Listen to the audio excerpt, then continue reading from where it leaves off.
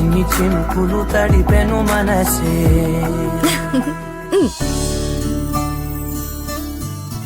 మీరొచ్చింది purse కోసమే కదా, తీసుకొని బయలుదేరండి. అక్షయ వెళ్ళండి శ్రీవారు. బ్యాగు సరే బాయ్, వెళ్ళొస్తాను. బాయ్.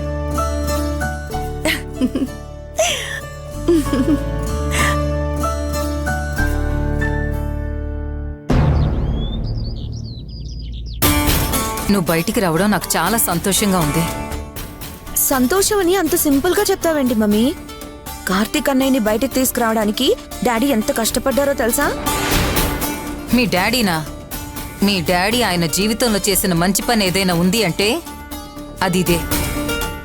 చేసిన పని మంచిదో చెడ్డదో అని నీతో చెప్పించుకోవాల్సిన అవసరం నాకు లేదు. కార్తీక్ సంతోషంగా ఉంటే నాకు అంతే చాలు. ఓహో, మా అక్క కుటుంబాన్ని నాశనం చెయ్యాలని కంకణం కట్టుకున్న మీరు ఆ కుటుంబంలో మనిషి అయిన కార్తీక్ బాగు కోరుకుంటున్నారు. ఇది నేను నమ్మాలి. మంజుల, కార్తీక్ నా మాట విను. నమ్మించి నట్టేట ముంచడంలో వీళ్ళకి వీళ్లే సాటి.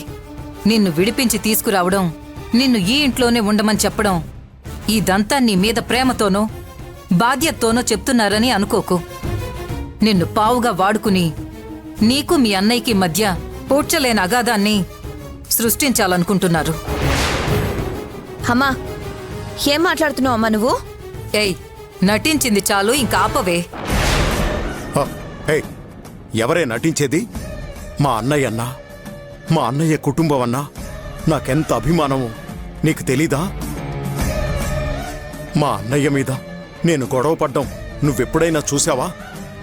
చెప్పాలంటే అన్నయ్య నా మీద కోపంగా ఉన్నాడు. మరి ఆ కుటుంబం మీద అంత అభిమానం ఉన్న మీరు రాజా మీద మాత్రం... వాడి సంగతి పక్కన పెట్టు. చిన్నాన్న గౌరవం కొంచెం కూడా లేకుండా నా మీద కోర్టులో కేసు పెట్టాడు. ఇప్పుడు దాని గురించి మాట్లాడాల్సిన అవసరం లేదు. కార్తీక్, నువ్వే చెప్పు. నీ మీద అనవసరంగా కేసు పెట్టి నిన్ను జైల్లో పెట్టించారు. నీకు వాళ్ల మీద కోపంగా ఉందా లేదా? అలాంటప్పుడు నేను చేసేది తప్పా చెప్పు. తప్పులే చిన్నాన్న. కదా, అందుకే వాడి మీద నా కోపంగా ఉంది. నాకు వాడు శత్రువు కావచ్చేమో, కానీ నువ్వు మాత్రం నా బిడ్డవిరా. కార్తీక్, ఈయన మొదట ఇలాగే తియ్యగా మాట్లాడి నిన్ను నెత్తిన పెట్టుకుంటాడు. నీతో అవసరం తీరిందన్న మరుక్షణమే తెగిన గాలిపటంలా నిన్ను గాలి కొదిలేస్తాడు. జాగ్రత్త. ఇక చాలా ఆప్ మమ్మీ. మా డాడీ గురించి చెడుగా మాట్లాడింది చాలు. నీకేం తెలుసు మా డాడీ గురించి? ఇదన్నయ్యా ఈవిడి గారి అసలు క్యారెక్టర్. ఈవిడ కంటికి మనం ఎవ్వరం కనపడం. ఆ రాజా అక్షయలు మాత్రమే ఈవిడ దృష్టిలో మనసున్న మంచి మనుషులు. కార్తీక్, వీళ్ళు ఏమైనా అనుకోని నేను పట్టించుకోను. నేను నీ మంచి కోసమే చెప్తున్నాను. దయచేసి వీళ్ళు విసురుతున్న వలలో చిక్కుకోకు.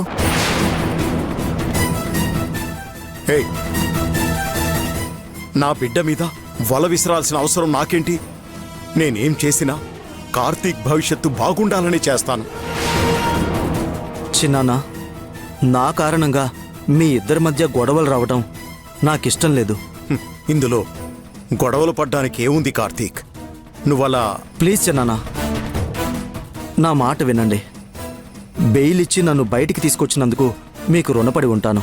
అలా అని నేను ఇంట్లో ఉండలేను. చాలా సంతోషం కార్తీక్.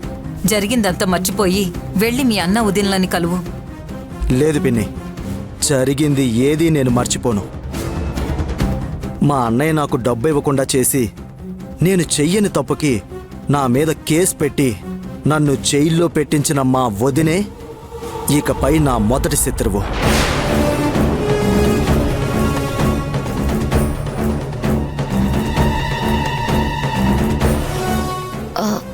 అదోకే కార్తీక్, మరి దానికి నువ్వు ఇంట్లో ఉండను అనడానికి ఏంటి సంబంధం? నా ప్రాబ్లం వేరు ప్రణిత. సపరేట్గా ఉంటూనే నేను నా ప్రాబ్లంని క్లియర్ చేసుకోవాలి. నేను వెళ్ళొస్తా చిన్నాన్న. కార్తీక్, ఒక్క నిమిషం.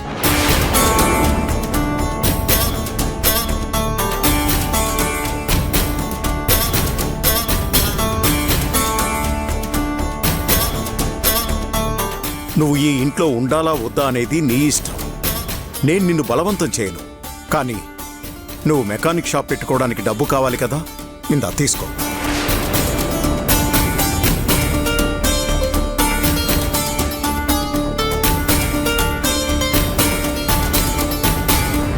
ఆలోచిస్తున్నావేంటనయ్యా? తీసుకో. వద్దు ప్రణీత, నాకు ఈ డబ్బు వద్దు. ఎందుకొద్దు కార్తీక్? నాకు డబ్బు ఇచ్చి నా జీవితానికి ఓ దారి చూపించాల్సిన బాధ్యత మా నాన్నది. ఎవరు అడ్డుపడినా నేను ఆయన దగ్గరే అడిగి తీసుకుంటాను. వెళ్ళొస్తా చిన్నానా. వెళ్ళు కార్తీక్.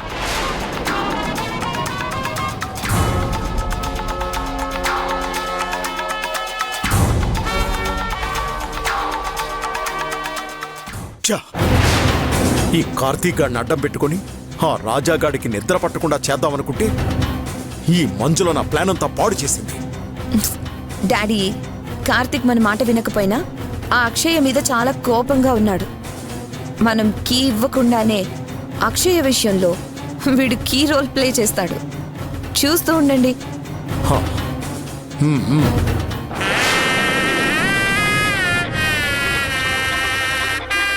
మోహన్ కార్తిక్ గాడిని జైల్లో నుంచి విడిపించే ఉంటాడు. అసలే ఈ ఇంట్లో వాళ్ల మీద కోపంతో ఉన్న కార్తిక్ మోహన్ చెప్పు చేతల్లో ఉండటం ఖాయం.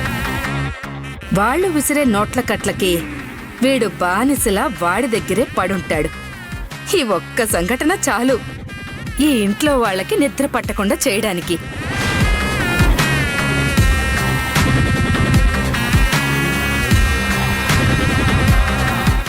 వీడేంటి ఇలా వస్తున్నాడు? రే కార్తీక్!